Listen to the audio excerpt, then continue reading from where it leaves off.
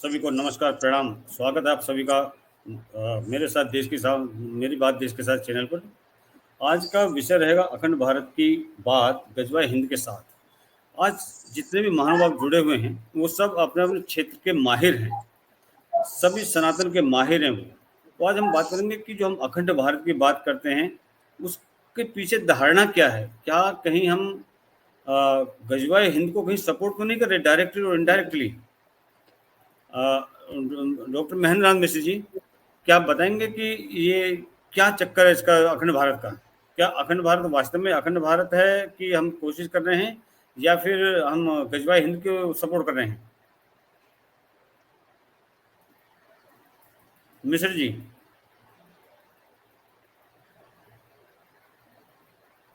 मिश्र जी का साथ संबंध हम तक कट गया है। यही बात हम जी, मैं उपस्थित हूँ। मैं उपस्थित जी हूँ। जी। आदरणीय, एक बार प्रश्न फिर से दोहराएंगे। मेरा मेरा प्रश्न ये है कि ये जो हम अखंड भारत का जितने भी हिंदू संगठन है आज, वो सभी जी अखंड भारत की बात करते हैं। क्या अखंड भारत का मतलब क्या है, पहली बात। दूसरी बात, अखंड भारत बनाने से क्या फायदे और क्या नुकसान होंगे? क्या हम जो ये गजवाए हिंद है, क्या हम गजवाए हिंद को सपोर्ट नहीं कर रहे क्या? ठीक, जी आगे बढ़ता हूँ। जी। धन्यवाद आदरणीय शर्मा जी। सबसे पहले तो मैं अपने सभी साथियों का अभिनंदन कर रहा हूँ। कुछ भूले बिछड़े भी साथी यहाँ उपस्थित हैं, मैं सभी को नमन करता हूँ। और इसी के साथ साथ प्रशंसा करता हूँ आपके चैनल की कि बड़ा ही गंभीर और एक महत्वपूर्ण मुद्दा आपने उठाया है। साथ ही अगर श्रोता लोग सुन पा रहे हैं मुझे, तो मैं उनको भी अपनी तरफ से बहुत बहुत धन्यवाद देता हूँ, अभिनंदन करता हूँ। विषय वस्तु पर मैं आता हूँ। अखंड भारतवर्ष कैसे बनाएं, क्यों आवश्यक है, यह विषय बहुत ही महत्वपूर्ण है। और इससे पहले कि हम इन विषयों पर जाएं, मेरा कहना यह होगा कि पहले हम समझें कि अखंड भारत का तात्पर्य क्या है। जी यह एक गंभीर मुद्दा रहा है और अलग अलग संगठनों में अलग अलग धारणा रही है इसके बारे में। यही नहीं, कुछ के पास नकारात्मक सोच और प्रवृत्ति है और कुछ के पास सकारात्मक सोच और प्रवृत्ति है, क्योंकि उनकी परिभाषाएं अलग अलग हैं, उनके माध्यम अलग अलग हैं और उनकी प्रणाली अलग अलग है। जी मैं इन वस्तुओं पे थोड़ा गौर करना चाहता हूं। अखंड भारत एक्चुअली जो है वह 4 प्रकार की धारणाओं से गुथा हुआ है। जी पहला तो यह कि जो हमारा भारत है, वर्तमान भारत इंडिया, जी वह ऑक्युपाइड जमीन के साथ हमारा अपना बना रहे सदैव के लिए। उसके अंदर कोई भ्रांति न आए, उसके अंदर कोई ऐसी समस्या न आए कि हम फिर टूटने की बात करें। वर्तमान भारत के जी साथ पाकिस्तान ऑक्युपाइड कश्मीर और चीन द्वारा दबाया गया, हथियाया गया वह हिस्सा जो आज हमारी जमीन हो करके भी, हमारे देश की जमीन हो करके भी हमारे हाथ में नहीं है।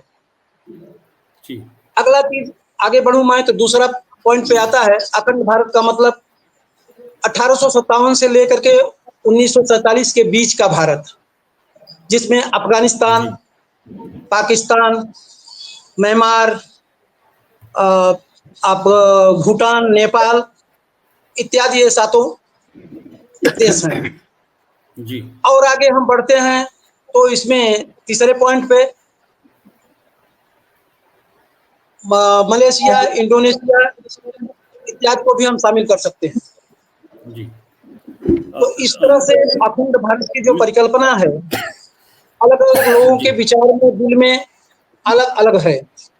जहां तक मेरा बात है, वर्तमान परिप्रेक्ष्य को देखते हुए और विश्व पटल पर जो स्थिति चल रही है उसको देखते हुए, अखंड भारत से मेरा मतलब पहला तो यह कि हमारा ऑक्युपाइड जो लैंड है वो हमारे साथ रहे, हमेशा के लिए रहे, आज भी रहे और हमेशा के लिए रहे। दूसरा चीज, सनातन का जो भाव है वह केवल वर्तमान भारत या उसके साथ जुड़ी हुई आज की संवैधानिक जो हमारी जमीन है वहां तक न हो करके, बल्कि महाराजा विक्रमादित्य के जमाने में जैसे सनातन पहुंचा था, अशोक के जमाने में जैसा सनातन पहुंचा था, उस तरह से हमारा सनातन एक बार फिर उदीयमान हो, गुंजायमान हो और वहां तक पहुंचे। जी हमारी जी जी मिश्रा जी, विचारधारा जो सनातन की है। मिश्रा जी आपके पास वापस लौटते हैं।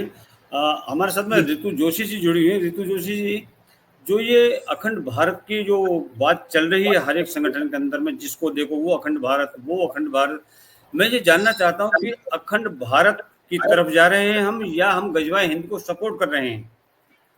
क्योंकि अखंड भारत और गजवाए हिंद में जो अखंड भारत की बात करते हैं, मुझे लगता है कि कहीं ना कहीं हम लोग गजवाए हिंद की तरफ जा रहे हैं, या हम गजवाए हिंद वालों को सपोर्ट कर रहे हैं। आप क्या कहेंगे इस बारे में? जी, सभी को प्रणाम जो भी यहाँ पर पैनल पे हैं। धन्यवाद, आभार भाई जी मुझे अवसर देने के लिए। हाँ, एक जो बिंदु आपने बोला, अखंड भारत की जहाँ तक बात है, हम सनातनी हैं और पूरे संसार का हित चाहते हैं। तो अखंड भारत के बनने में ही पूरे विश्व की भलाई है, जहाँ तक मुझे दिखता है। लेकिन बहुत एक ये प्रश्न है, जैसे हम अखंड भारत की बात करते हैं, पाकिस्तान को लेते हैं, अफगानिस्तान को लेते हैं, तो आप देखिए कि वहाँ कौन लोग रहते हैं, तो उनसे हमें एक खतरा तो है। तो किस तरीके से हम अखंड भारत को बना पाएंगे? तो वर्तमान जो वैश्विक परिदृश्य जो है, मुझे लगता है कि तेजी से बदल रहा है। तो कुछ प्रकृति और कुछ मनुष्य, कुछ कृष्ण करेंगे और कुछ अर्जुन करेगा, ये वाली नीति से अखंड भारत की ओर मैं जाते हुए देख रही हूँ। थोड़ा सा मैं स्पिरिचुअल भी हूँ, तो इनको भी बदलना पड़ेगा, या फिर कुछ ऐसे प्रकृति ही कुछ निर्णय करेगी। और अखंड भारत का बनना केवल भारत के लिए नहीं, हम अभी खतरे में है, लेकिन आगे का भविष्य मुझे सुरक्षित दिखता है। आगे जो भविष्य है, जो प्रयास हो रहे हैं, और जैसे कि पॉपुलेशन इतनी ज्यादा है, किस तरीके से हम इसको ले जाएं, अपने बच्चों को लेकर और सबको लेकर कैसे हम सनातन की ओर को ले जाएं।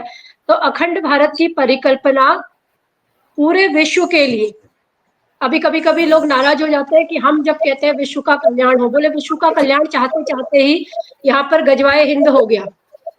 लेकिन मैं ये नहीं मानती, हमने कुछ सनातनी मूल्यों को छोड़ दिया और हजारों वर्षों की गुलामी ने जो हमारे संस्कार हैं, सही संस्कार है, वो भी हमसे दूर होते गए। इसीलिए ये जो है सब, जो लव जिहाद, थूक जिहाद और जो भी हम झेल रहे हैं, वही सब कारण है। क्योंकि आप जानते हैं कि ये जो वर्तमान पीढ़ी है, या मुझे लगता है 40 से 50 के बीच की हमारी उम्र के भी जो लोग हैं, वो भी भटके हुए हैं, वहां से भटकन शुरू हुई है। और 70 साल पहले, जब 70-75 साल पहले की जब घटना थी, देश जब आजाद होने को था या आजाद हुआ था, उस समय हमने एक चीज, भौतिकवाद की ओर को हम बढ़े। मैकॉले सिस्टम से हम भौतिकवाद को बढ़े, और वही सब गलत होते होते यहाँ तक बढ़ गया, नहीं तो किसी की हिम्मत नहीं थी। तो अखंड भारत का मुझे नहीं लगता कि हम गजवाए हिंद की ओर बढ़ रहे हैं। भले ही खतरा दिख रहा है, लेकिन ये बादल छटते हुए हम आगे जाएंगे। और क्योंकि साथ साथ और काम भी हो रहा है, हम अपने बच्चों को, मुझे लगता है कि यहाँ पर तो जो पैनल पे बैठे हैं, आपका एक बहुत बड़ा दायरा होगा जो कि इस ओर को हम ला रहे हैं सब लोगों को लौटा के, तो धीरे धीरे वो बढ़ रहा है।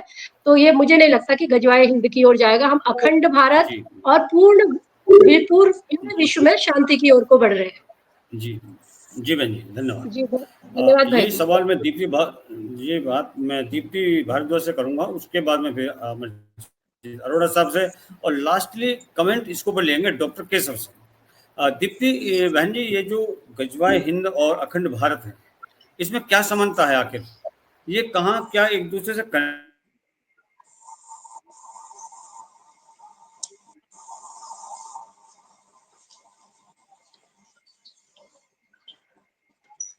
आई थिंक कुछ नेटवर्क इशू आ गए हैं शायद, पर मैं भैया जी के सवाल को जहां तक समझ पाई हूँ, जैसे कि पहले तो सभी आदरणीय जनों को जय श्री राम, हर हर महादेव। अगर मेरी आवाज आप तक पहुंच रही है तो मैं अपनी बात शुरू करना चाहती हूँ, क्योंकि आदरणीय का कोई प्रश्न मैं समझ सकती हूँ अभी तक। जितना मैं समझ पाई हूँ।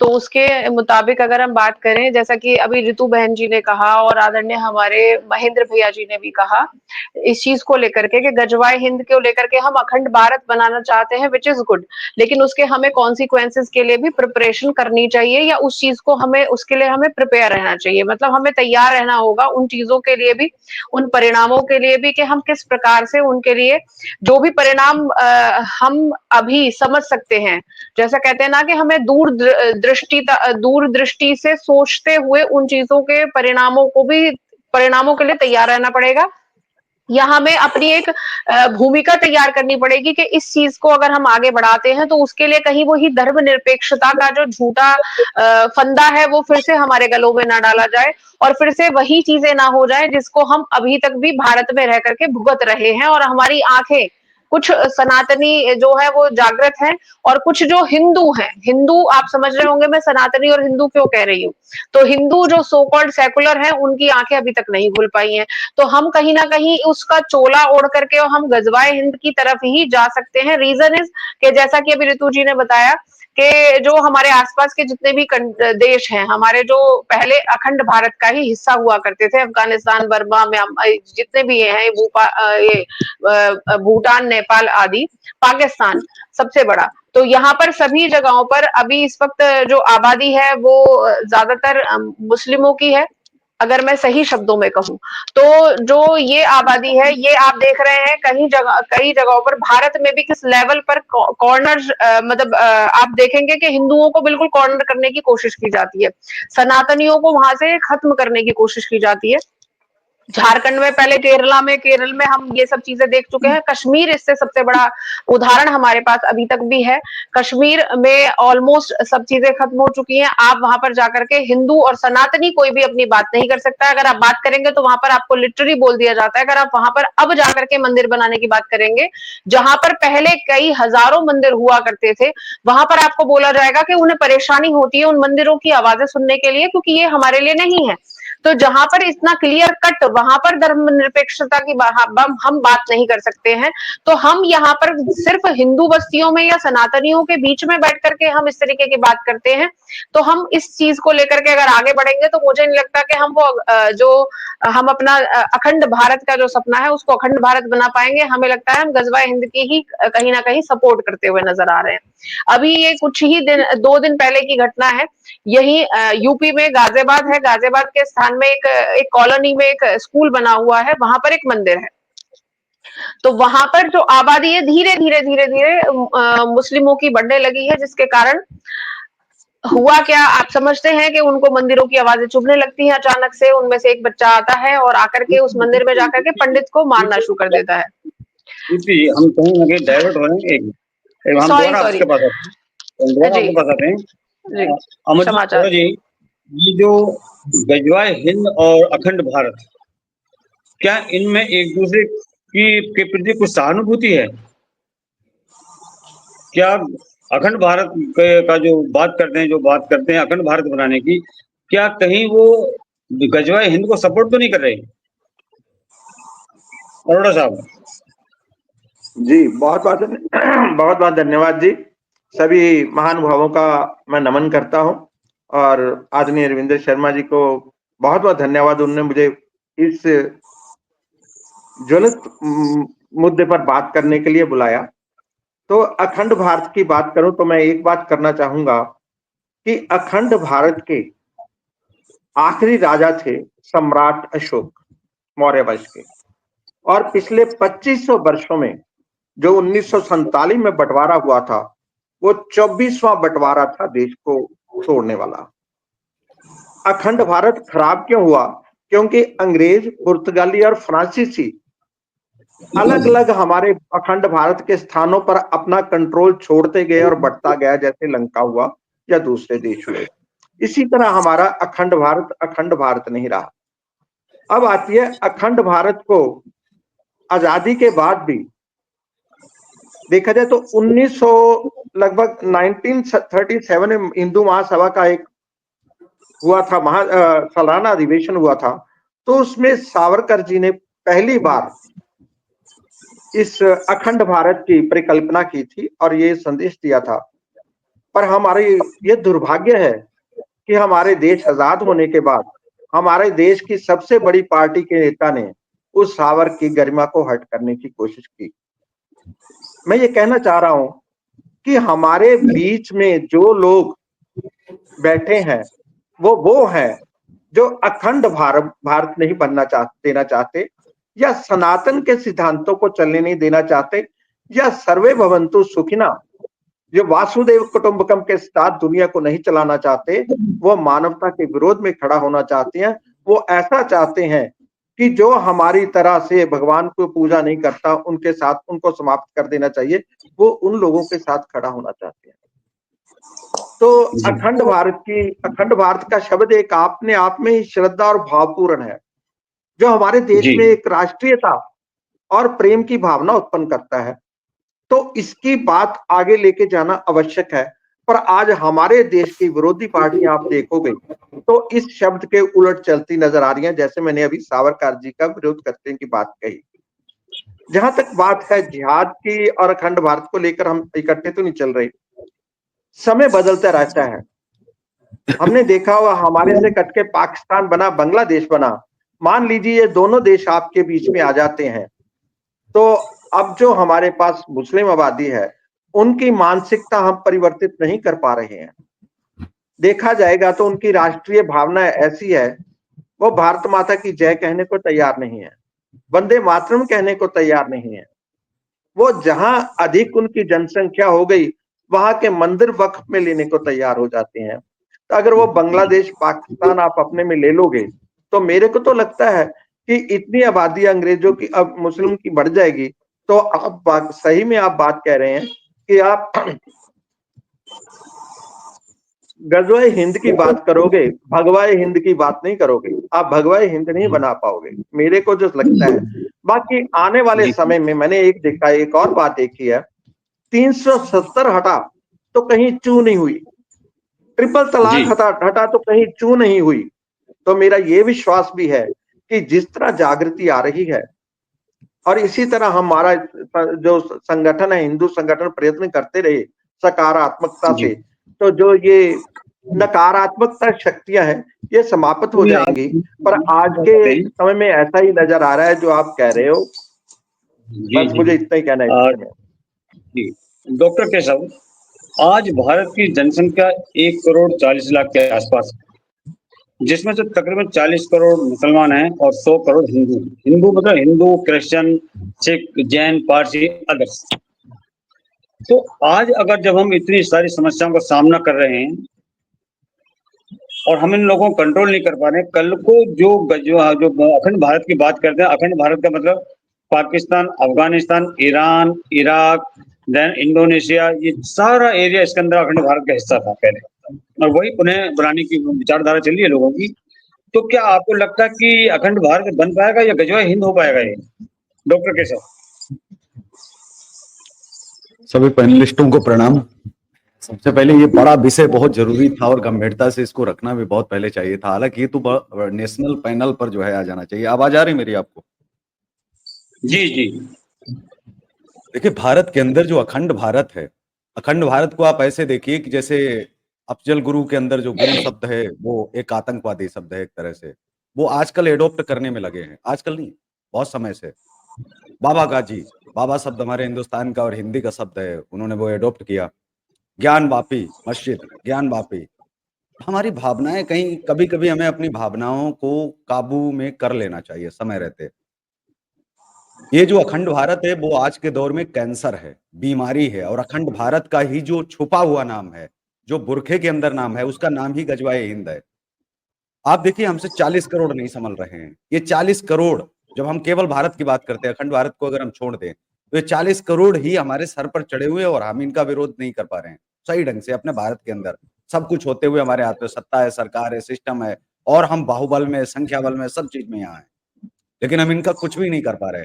न तो हमने अपनी आंखों से 4 से 40 करोड़ होते हुए देखे हैं, ये 4 करोड़ रह गए थे, और 40 करोड़ होते हुए हमने देख लिए 2047 तक ये 40 से 80 करोड़ हो जाएंगे, इसमें भी कोई संदेह नहीं है, क्योंकि जिस तरह से अपनी आबादी बढ़ा रहे हैं।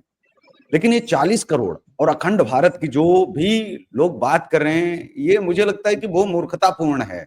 कभी कभी भाव में अपने बच्चों को संकट में डाल देना कि नहीं, भावना के भाव में आकर के हम रह गए, तो वो चीज ऐसी होगी जैसे हम पाकिस्तान को अगर लेते हैं, क्योंकि अखंड भारत में तो पाकिस्तान भी आएगा, पाकिस्तान रहने नहीं आएगा,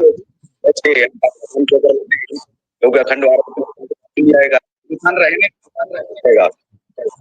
मेरी आवाज वापस आ रही है, शायद आप माइक बंद कर लें, अगर सभी लोग को शायद नहीं है। मेरी आवाज वापस आ रही है, शायद आप माइक बंद कर लें, अगर सभी लोग को शायद नहीं है। हेलो, हाँ अभी नहीं आ रही, ठीक है। हेलो,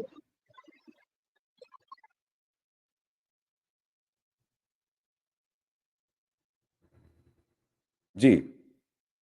तो अब जो हम बात कर रहे थे पाकिस्तान की, पाकिस्तान के 25 करोड़, 40 करोड़ भारत के, उसके बाद में 18 करोड़ जो है बांग्लादेश के, अफगानिस्तान के 7 से 8 करोड़, उसके बाद में ईरान, इराक तो आप छोड़ दीजिए, हम यही 3-4 राज्यों को गिनते हैं अपने अखंड भारत में, जो आज की जो चीजें हैं उनमें हम लेके आते हैं कि यही 3-4 हमारे जो है अपने हो जाएंगे। तो ये हमसे 100 करोड़ के बराबर 100 करोड़ सामने हो जाएगा, खड़ा हो जाएगा, और उनके तो दिमाग में सब कुछ चल रहा है एक तरह से। चाहे देखिए अभी जो पीएफआई बैन हुई, आप पीएफआई के अंदर देखिए राष्ट्र बनाने की तैयारी चल रही थी, और जो लोग पकड़े गए वो पुलिस से रिटायर थे, आर्मी से रिटायर थे, बहुत बड़े बड़े उच्च पदों पर अधिकारी वो रह चुके थे, आईएएस आईपीएस भी उसमें कई शामिल थे। आप सोचिए कि इस टाइप के लोग जो भारत नया अपना इस्लामिक राष्ट्र 2047 में जो जिन्होंने एक तरह से डिक्लेयर ही कर दिया कि हम नया वो बना रहे हैं, उसके पासपोर्ट, उसकी करेंसी, सारा कुछ उनका छप गया।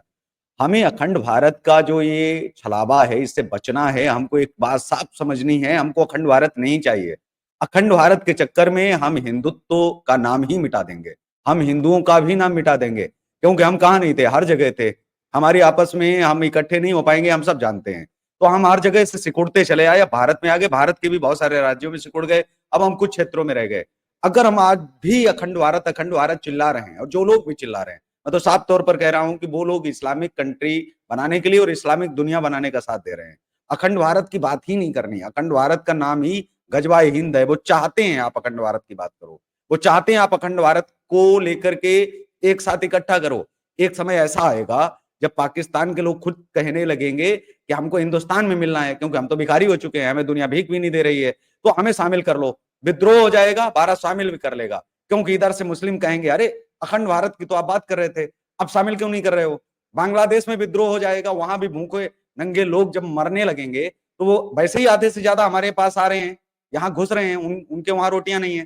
तो जब आधे इधर होंगे बांग्लादेश के और आधे उधर से चिल्ला रहे होंगे कि भैया मुझे भी बुलाओ, तो जब बुलाने की बात होगी तो फिर बांग्लादेश भारत में मिक्स हो जाएगा। हमारे सामने एक चुनौती नहीं होगी, हमारे सामने 100 से 200 करोड़ सामने खड़े होंगे 2047 तक। और हम कितने होंगे? हम तो 100 करोड़ होंगे, क्योंकि हम तो बढ़ते नहीं है, हमें बढ़ने की आदत ही नहीं है किसी भी क्षेत्र में। तो हमारे सामने 200 करोड़, हम 100 करोड़, मतलब एक तरह से हम कहें कि हर जगह से मसल दिए गए, वो वाली स्थिति उत्पन्न हो जाएगी। आज के जो संगठन अखंड भारत का राग अलाप रहे हैं, ऐसे संगठन इस्लामिक हैं, घोषित कर देना चाहिए। ऐसे संगठनों से बिल्कुल दूर हो जाना चाहिए।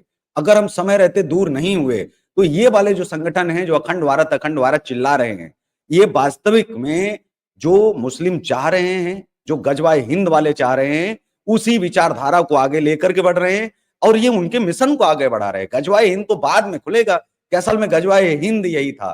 तो अखंड भारत जो है वो गजवाए हिंद है। बस अखंड भारत को हम देख रहे हैं कि वो हमें हमारा शब्द लग रहा है, वो शब्द नहीं है। वो ये नाम बदल लेते हैं किस चीज में, लब जिहाद की बात अगर हम करें या किसी भी क्षेत्र में आप जाइए, नाम बदलने में समय नहीं लगाते, ये स्वीकार कर लेते हैं। ये अपनी दुकानों पर नाम लिख सकते हैं, शिव शंकर का फोटो लगा सकते हैं, लेकिन ये पूजेंगे नहीं।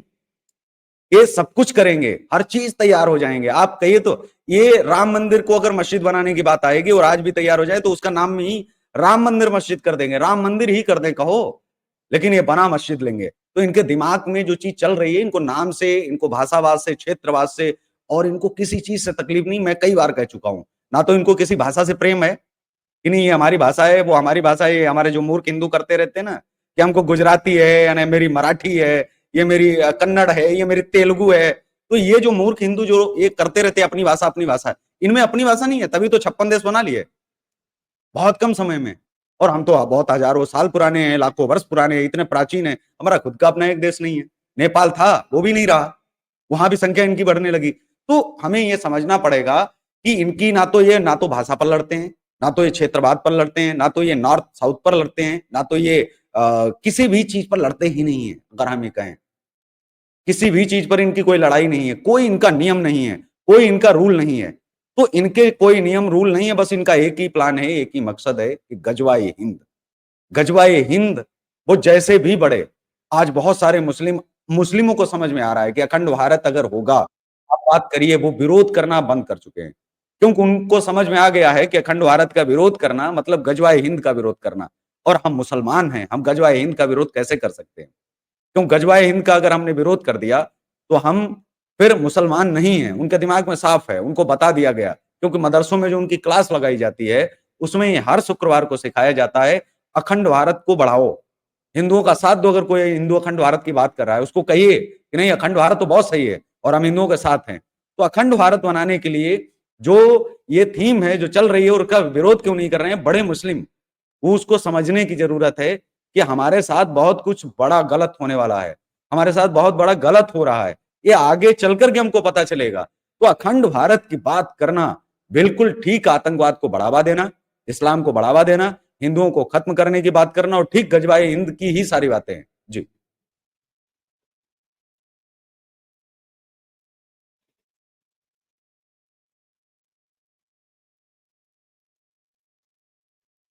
आदरणीय आप म्यूट हैं।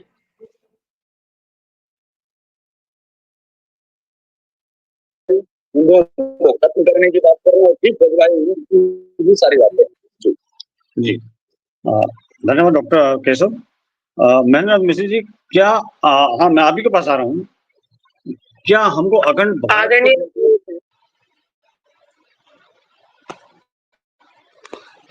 महेंद्र मिश्र जी, क्या हमको अखंड भारत को प्राथमिकता देनी चाहिए या संपूर्ण भारत की? क्या चीज पहले होना चाहिए, अखंड भारत या संपूर्ण भारत?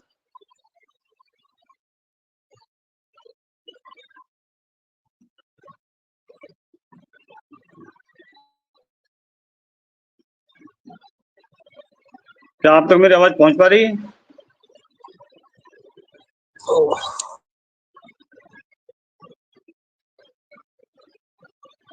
मैं दोबारा से कनेक्ट करता हूँ।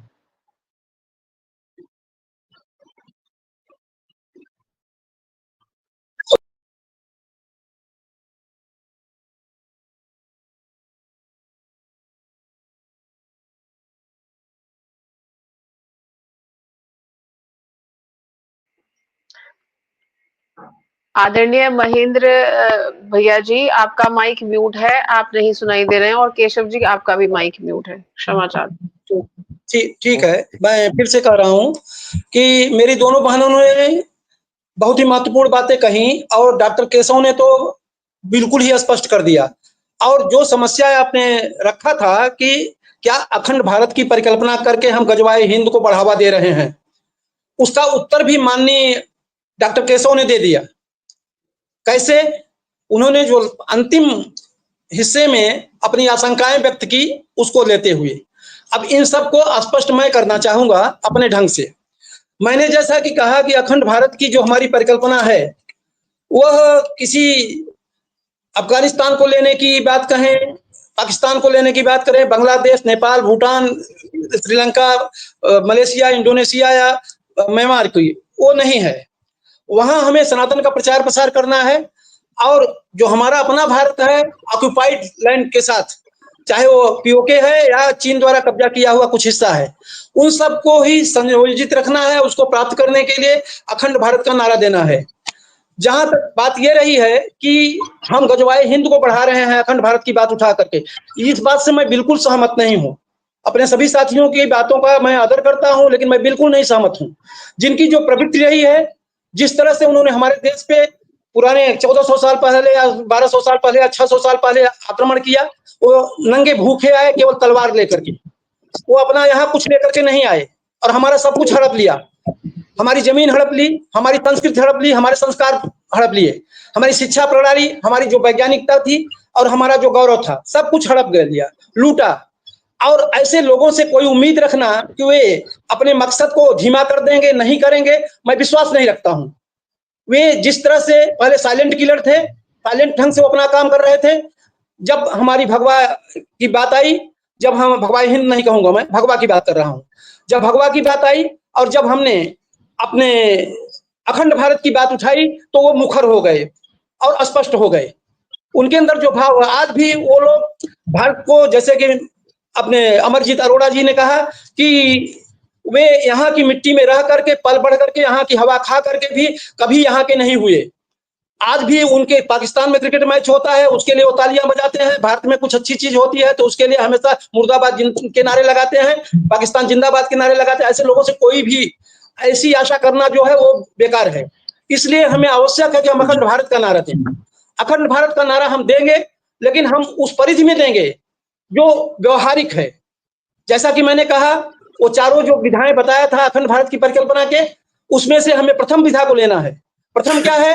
हमारा जो वर्तमान भारत है वह जमीन के मामले में और अपने संस्कार और सनातन के प्रचार प्रसार के मामले में वे पूरे हिस्से जो 2500 साल पहले विक्रमादित्य और अशोक सम्राट के महाराज अशोक के समय में हुआ करता था, उसको लेंगे। यही हमारी अखंड भारत की परिकल्पना है और उसके लिए हम जी जान से हर तरह से प्रयास कर रहे हैं और करेंगे। अगर हम नहीं करते हैं तो हमारा राष्ट्रभाव समाप्त हो रहा है। हमारे अंदर जो हमारा संस्कार है उसको नष्ट किया जा रहा है। हमारी जो पुरातन पद्धति रही है उसको नष्ट किया, हमारी संस्कृति पे आघात हुआ है, हमारे मंदिरों को नष्ट किया गया है, हमारे धर्म की मर्यादा को हनन किया गया है। और तो और जमीन के एक लंबे हिस्से को, जिसको वक्फ बोर्ड की बातें अभी बहुत चल रही हैं, वो लेते चले गए। हम इससे नहीं डर सकते हैं कि उनका जिहाद बढ़ेगा। उनके जिहाद को आने दीजिए, उनके जिहाद का सामना हम करेंगे, अपनी एकजुटता से सामना करेंगे, अपनी एकता से सामना करेंगे और अपने राष्ट्र गौरव को स्थापित करने की जो हमारी भावना है, धर्म के प्रति हमारी जो निष्ठा है, सनातन के प्रति हमारा जो लगाव है, उसको लेकर के हम उनका सामना करेंगे। वो कभी भी अपने जिहाद को नहीं छोड़ सकते हैं। मस्जिदों से लेकर के, मदरसों से लेकर के, छोटे छोटे बच्चों को अगर ये चीज सिखाया जाता है हिंदू काफिर है, तो आप क्या समझ सकते हैं? वो उस काफिर को कभी अच्छे रास्ते स्तर पर देखना चाहेंगे? उससे भाईचारा निभाना चाहेंगे? नहीं हो सकता है। उनकी संस्कृति अलग है।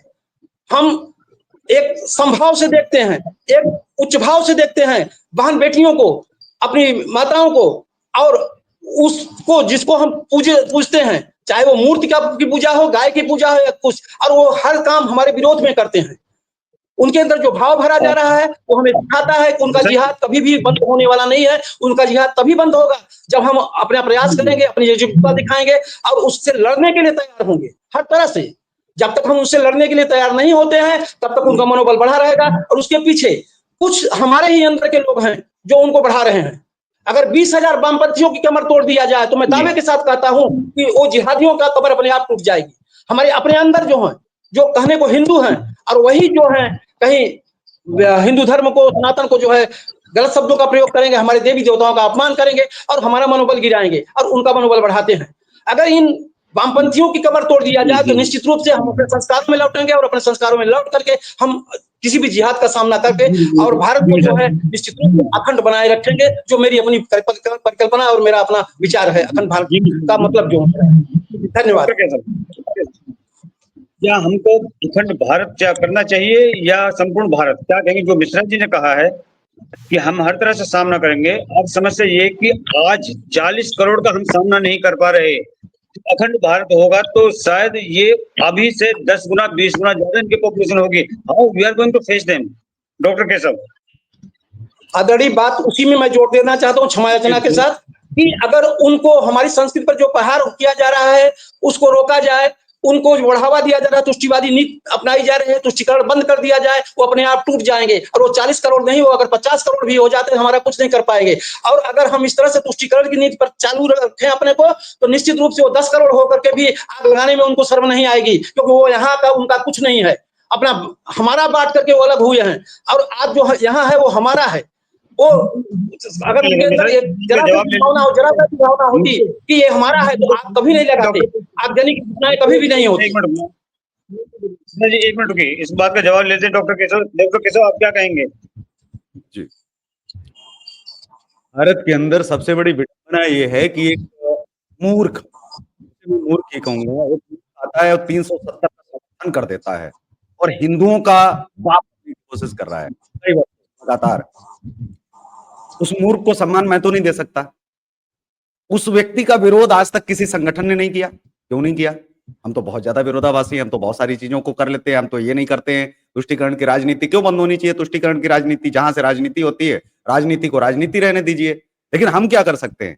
अखंड भारत की कल्पना में हम सब समझते हैं, आपकी भावनाएं भी समझते हैं, हम ये मानते हैं कि आप ठीक हैं अपनी जगह, लेकिन ये आप हर किसी को नहीं समझा सकते हैं, क्योंकि जो पीछे चलने वाली सेना है उसकी नजर में केवल शब्द रहता है, उसके अंदर वाली चीजें नहीं। वो केवल शब्द से मतलब रखते हैं। आपकी नजर में होगा कि ये उनकी जमीन है, ये उनकी भाषा चली गई, उनकी चीजें चली गई। आज भी लव की समाधि जो है वो लाहौर के अंदर बनी है, लेकिन कितने हिंदू जा पाते हैं? कितने हिंदुओं को मालूम है? मैं ये कह रहा हूं कि क्यों इतना प्यार दिखावा क्यों करना? वो तो करते ही नहीं है किसी से, ना तो उनकी कोई मिट्टी है, ना तो उनकी कोई भाषा है, ना तो कोई उनका झंडा है, ना उनका डंडा। एक ही झंडा है इस्लाम, एक ही किताब है उनकी कुरान, और एक ही भाषा है, वो है कलमा, कि भाई कलमा पढ़ने वाला हमारा हर व्यक्ति भाई है। सीधी बात है। तो हम क्यों मिट्टी मिट्टी चिल्लाते रहे? हमारे पास जितनी मिट्टी बची है, दूसरी आधी छोड़, कहते कि पूरी छोड़ आधी पर धावे, आधी मिले न पूरी पावे। तो ये वाली कहावत जो है चरितार्थ हो रही है। हमको पीछे लोग समझने पड़ेंगे। हर व्यक्ति महेंद्र नाथ मिश्रा नहीं हो सकता, आप इतना समझदार नहीं हो सकता। आपकी भावनाओं में आपकी गुस्सा जो आपका झलक रहा है वो बिल्कुल साफ दिख रहा है, लेकिन इतनी बड़ी चीज, इतनी लंबी सोच, आपकी तरह इतना बड़ा ज्ञान हर व्यक्ति के पास नहीं होगा। जो सैनिक है ना पीछे, केवल बात तो रहेगा। जी मैं कंप्लीट कर लूं, हम लोगों ने जी मैं कंप्लीट कर लूं। मैंने आपसे साफ कहा है कि अखंड भारत शब्द ही गजवाए हिंद है। अखंड भारत का नाम ही गजवाए हिंद है। आज के समय में अखंड भारत का नाम ही गजवाए हिंद है, और वो इसलिए है क्योंकि जब आप अखंड भारत की बात करेंगे तो जो 100 करोड़ हिंदू है ना, उनको आप नहीं समझा पाएंगे। उनकी भाषा में क्या है कि पाकिस्तान को लेना, बांग्लादेश को लेना। एक आम नागरिक से कभी भी आप डिबेट आप सीधा पूछ के देख लेना, अखंड भारत का आपकी नजर में क्या है? 100 में से 99 क्या कहेंगे? अखंड भारत का अर्थ अगर आप पूछेंगे ना 100 हिंदुओं में, तो 99 हिंदू आपको कहेंगे तो 100 नहीं तो 99 हिंदू आपको कहेंगे कि अखंड भारत का मतलब है पाकिस्तान को लेना। एक दिन हमको बांग्लादेश को जी जी नहीं, पूरी प्लीज मैं कंप्लीट कर लूं। ये आप उन 99 लोगों को अगर आप समझा सकते हैं, तब तो आप कह सकते हैं कि नहीं, हमारा अखंड भारत का उद्देश्य दूसरा है। और अगर नहीं समझा सकते हैं, अखंड भारत का उद्देश्य 99 लोगों में इन देशों को लेना है, मतलब देश के लोगों को भी फिर साथ में लेंगे, तो वो जब देश छीनेंगे तो देश के लोग कहाँ जाएंगे? कल को पीओके लेंगे, पोक लेंगे तो पोक के लोग कहाँ जाएंगे? वो हमारे साथ। इंदिरा गांधी ने बहुत बढ़िया काम किया। मिश्रा जी आप सुन लीजिए ना, हमने आपको पूरा सुना और हम सहमत हैं बहुत सारी चीजों पर। पूरी तरह सहमत नहीं है, लेकिन बहुत सारी चीजों पर सहमत हैं। मेरा भी बड़ा लंबा तजुर्बा है और मैं बड़े विद्वानों में बैठता हूं। मैं ये नहीं कह रहा हूं कि मैं बहुत बड़ा विद्वान हूं, बड़ा छोटा सा हूं, लेकिन सिर्फ उतना ही बात कहता हूं जितनी जरूरत होती है इस देश को। मैं कह रहा हूं इंदिरा गांधी ने इतना बड़ा काम किया जब पाकिस्तान से बांग्लादेश अलग किया। क्या दूरदृष्टि थी उस महिला की। उसने बांग्लादेश को अपने देश में नहीं मिलाया। अगर चाहती तो क्या मिला नहीं लेती? हिंदुओं को अगर उस समय ऑप्शन दिया जाता कि मिला लीजिए तो मिला लेते। तो उस समय आज कितने होते? आज 80 करोड़ होते 100 करोड़ के सामने। 80 करोड़ हो गए होते अब तक, और मार मार के बाहर निकाल रहे होते। हम लोग शरण ले रहे होते, उड़ रहे होते, कहीं ना कहीं भाग रहे होते डंकी रूट से किसी न किसी देश में। तो उस महिला ने क्यों नहीं लिया कि अगर आज हमने बांग्लादेश ले लिया तो ये जो बांग्लादेश के मुसलमान हैं और हमारे देश के जो मुसलमान हैं, अभी 8, 10, 12 करोड़ हैं, ये अगर मिल गए इनके साथ में, ये तो कट्टरवाद तो है इनके अंदर। बांग्लादेश में आज भी कट्टरवाद है, जबकि वो जानते हैं हमको इन्हीं ने ही आजाद करवाया, हिंदुस्तान ने आजाद करवाया, फिर भी हिंदुस्तान से नफरत करते हैं।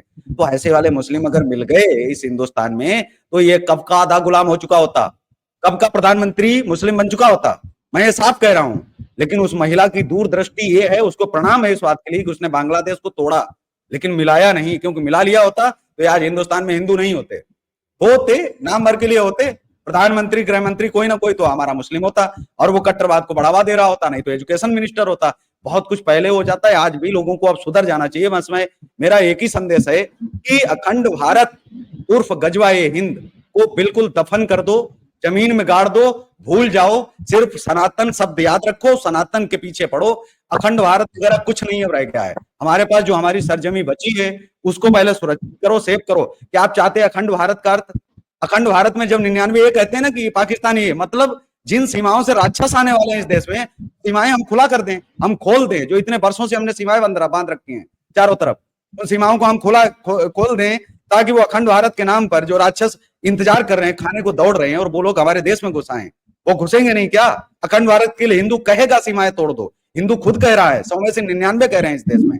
उनको आपकी भाषा नहीं समझ आती, हमारी भाषा नहीं समझ पाएंगे, लेकिन उनके नजर में क्या है, पाकिस्तान, बांग्लादेश, अफगानिस्तान, इन सबको एक होना अखंड भारत है। ये 99 हिंदू आपको उत्तर दे देंगे।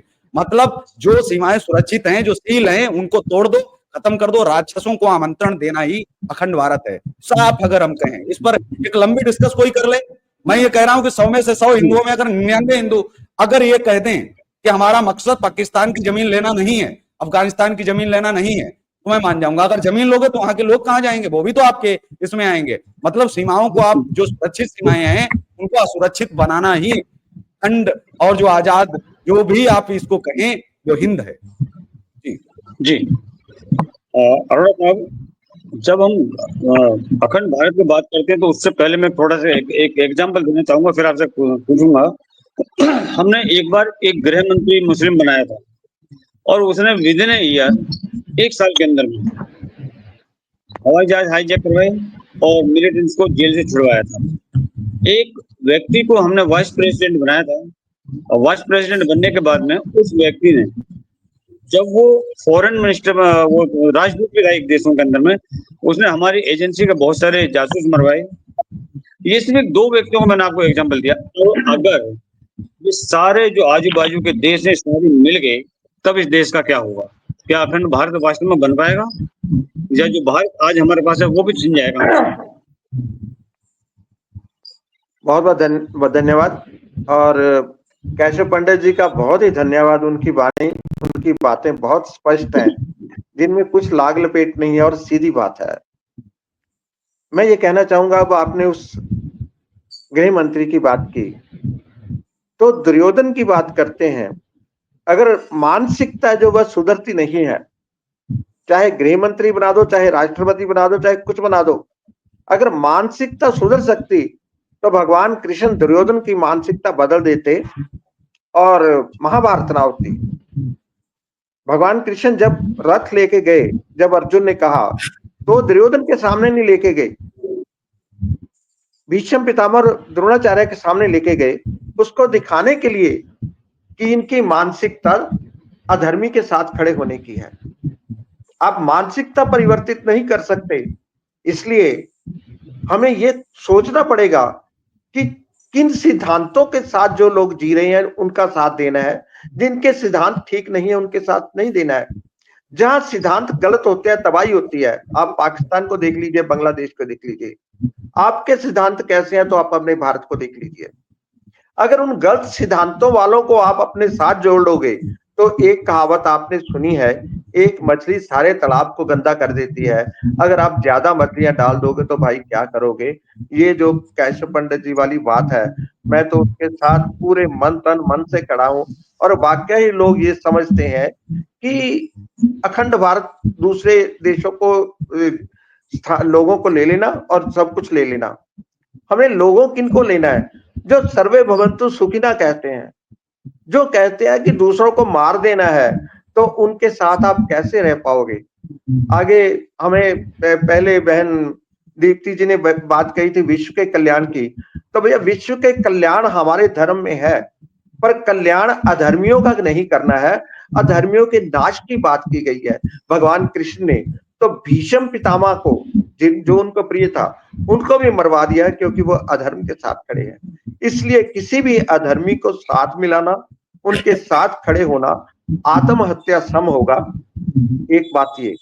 दूसरी बात, जो हमारे देश में अधर्मी बैठे हुए हैं, मैं किसी के नहीं कहता, जो हिंदू अधर्मी है, जो सनातन का जीवन जी ही नहीं रहे, सनातन के विरोध में लड़ रहे हैं, हमें उनके विषय में सोचना होगा कि उनकी मानसिकता कैसे बदली जा सकती है, उनको कैसे ठीक किया जा सकता है। और इसलिए हमें हिंदू राष्ट्र की परिकल्पना करनी होगी, जहां सर्वे भवन्तु सुखिना वासुदेव कुटुंबकम जैसे सिद्धांत चले, ना कि दूसरों को काफिर समझने वाले सिद्धांत चले।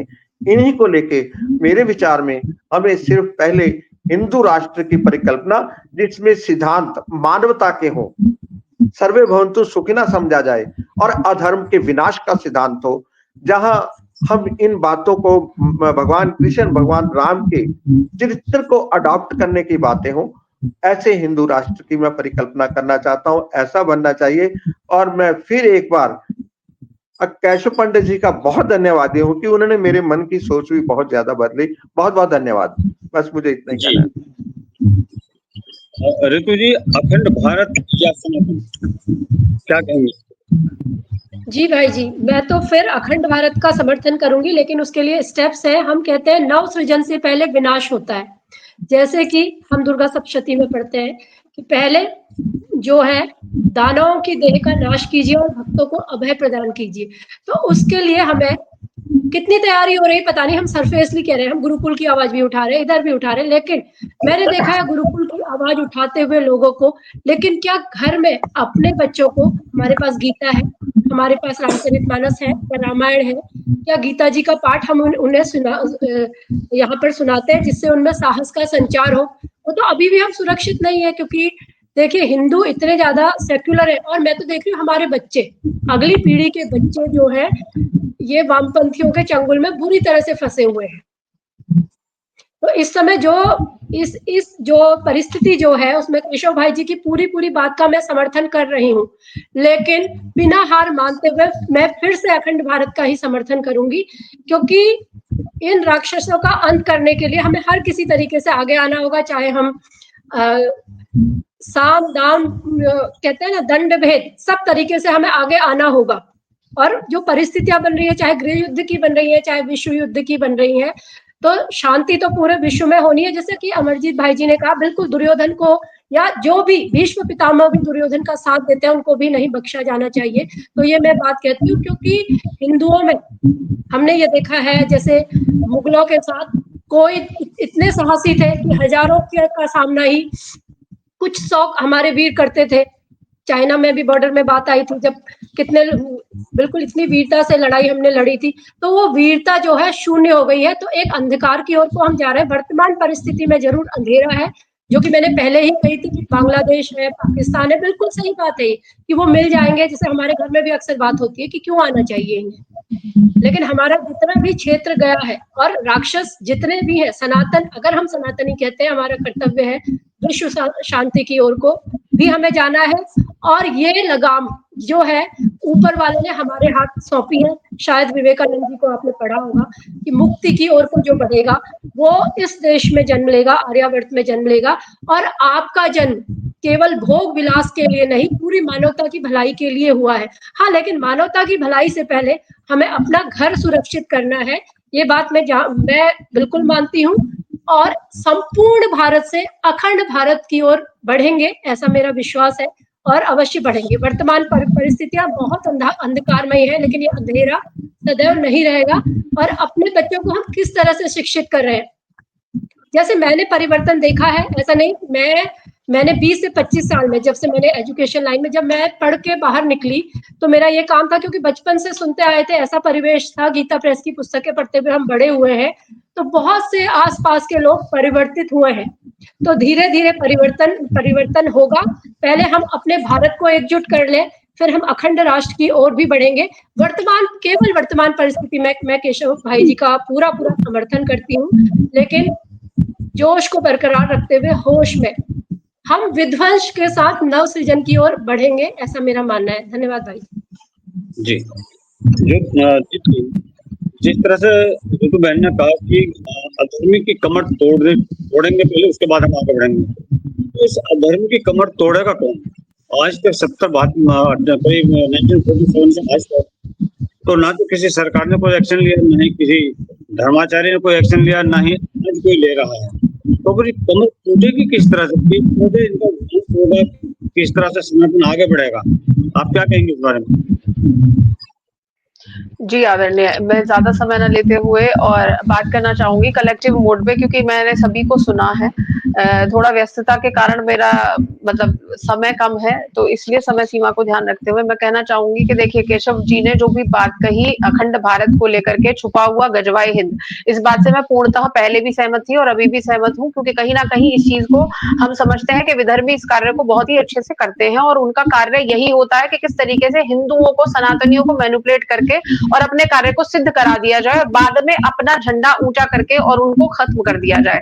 पहले भी यही होता होता आया है हमारे देश में, कई जयचंदों ने यही कार्य किया है और उस कार्य को हम देख भी चुके हैं कि किस प्रकार से फिर हमारी हिस्ट्री तक इतिहास भी बदल दिया जाता है और हमारी रामायण और महाभारत जैसे हमारे जो ग्रंथ हैं, पुस्तक हैं, उनमें भी कुछ ना कुछ मिलावटें करके हमारे ही बच्चों को बता दिया जाता है कि सीता जी को रामचंद्र जी ने सिर्फ शक के बिना पर या लोगों के उल्टे सीधी बातों के कहने पर उन्हें निकाल दिया था।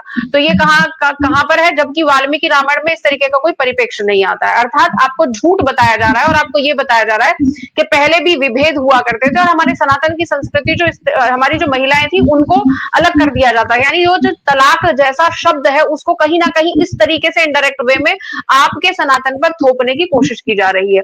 तो पहले तो हमें यह समझना होगा कि हमारे पास जो भी कुछ है अभी, पहले हम अपने भारत को ही संभाल लें। अर्थात अगर जैसे मैंने कहा कश्मीर, केरला, अब धीरे धीरे झारखंड, बिहार, धीरे धीरे आपके सारे बॉर्डर एरियाज को कवर करते हुए जा रहे हैं ये रोहिंग्याज। आप जहां भी देखेंगे आपके देश, जहां पे आप भक्ति की पूजा करते हैं, आप शक्तियों की पूजा करते हैं, वहां पर आपको मुस्लिम आक्रांता या रोहिंग्याज आपको मिल जाएंगे, वहां पर आपके पूजा पाठों का सामान बेचते हुए, जिसकी जो भी हड्डियों से निर्मित होता है, अस्थियों से निर्मित होता है, जिसको आप पूजनीय समझ करके और भगवान को ही चढ़ा देते हैं। बहुत सारी वीडियोज में आप देख सकते हैं।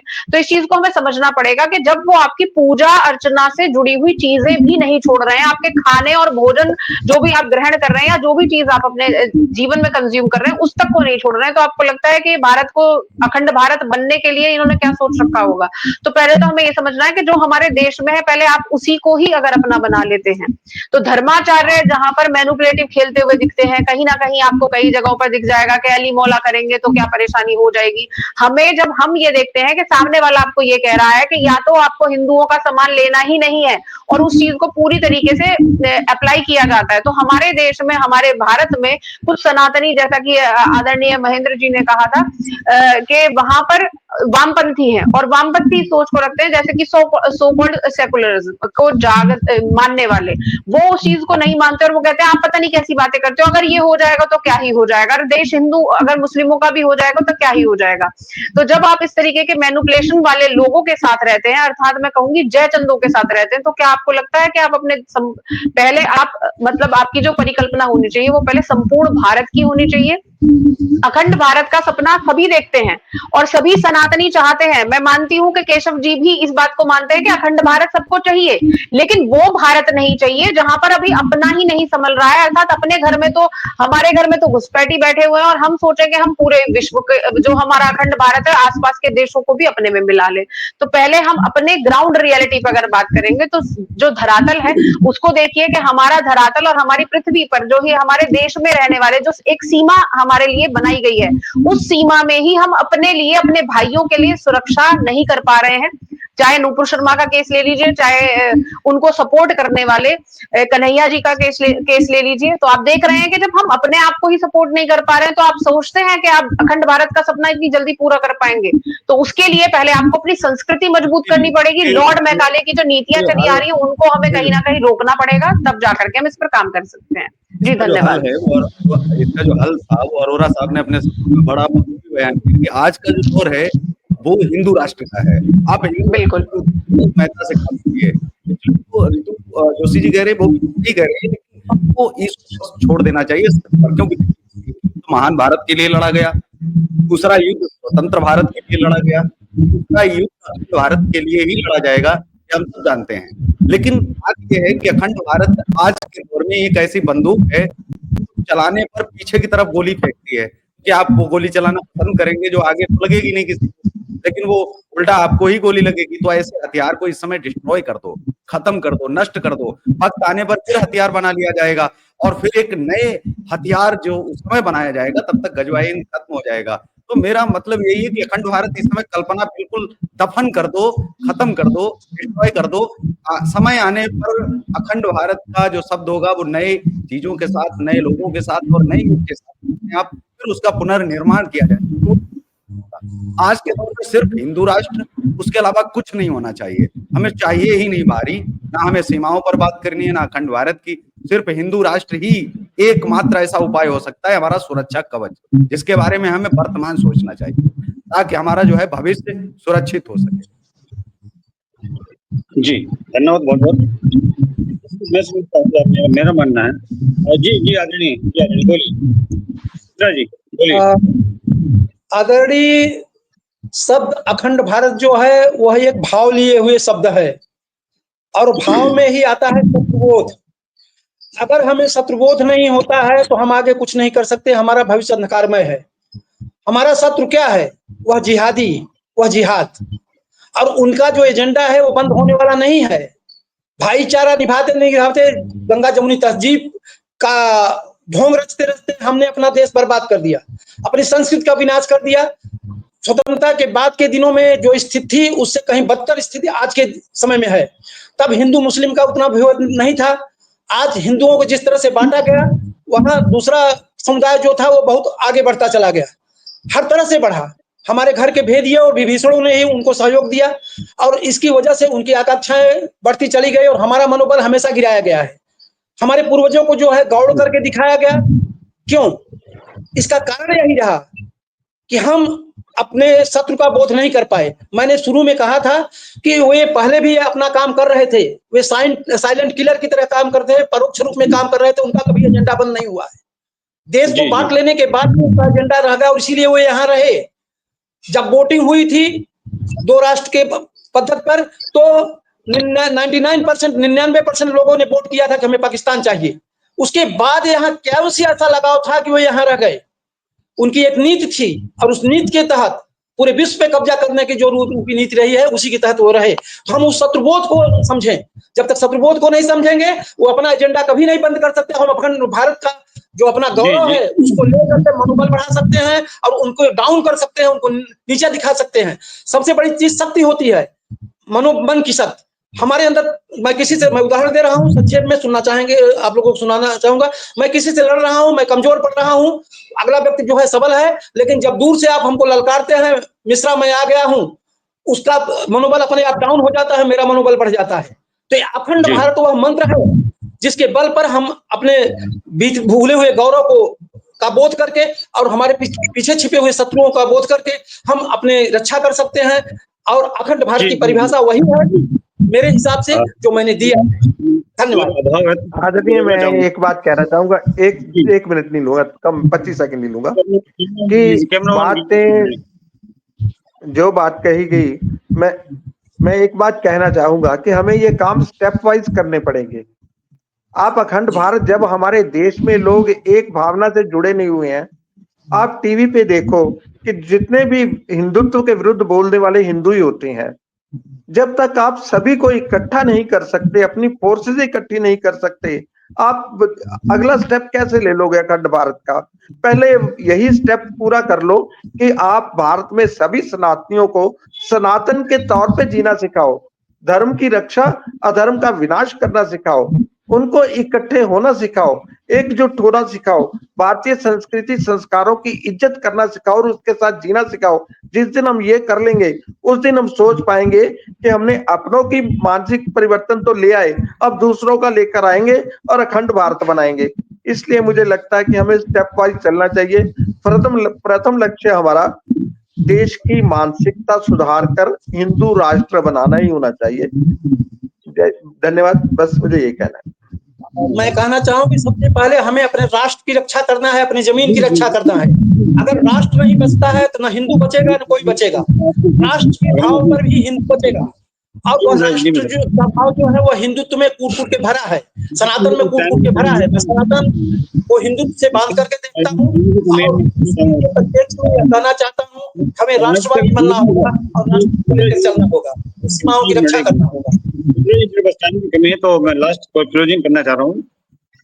तो जहां तक आज जिस हालत में हम पहुंचे उसके लिए मैं किसी और को दोषी नहीं ठहरा, बल्कि खुद हिंदू इसके लिए दोषी है, सनातनी इसके लिए दोषी है। जब पाकिस्तान का बंटवारा हुआ था, देश का बंटवारा हुआ था, उस वक्त जो यहाँ पर रोके गए थे मुसलमान, उनको रोका था इस देश के हिंदुओं ने, इस देश के जिसको राष्ट्रपिता कहा जाता, इस देश के पहले प्रधानमंत्री को जवाहरलाल नेहरू, जिसने कि रोका था उन लोगों को। तो हमें जरूरत है सबसे ज्यादा इन लोगों के पीछे धकेलने की, जो सेकुलर